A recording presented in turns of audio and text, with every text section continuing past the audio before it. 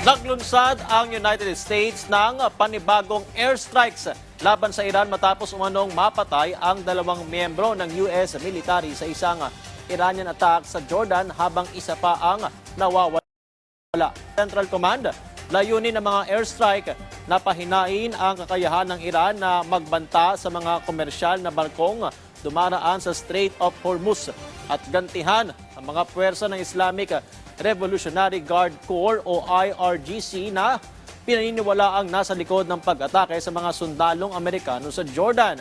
Iniulat naman ng Iranian News Agency na may isinagawang pag-atake ang US malapit sa bayan ng Sirik sa timog ng Iran pero wala umanong naitalang nasawi o malaking pinsala. Lumala pa ang sigalot matapos mapawalang bisa ang isang pansamantalang tigil putukan na nagtagal lamang ng isang buwan. Samantala, naglunsad din ng Iran ng mga pag-atake sa ilang bansa sa Gulf, kabilang ang Kuwait, Bahrain at Jordan.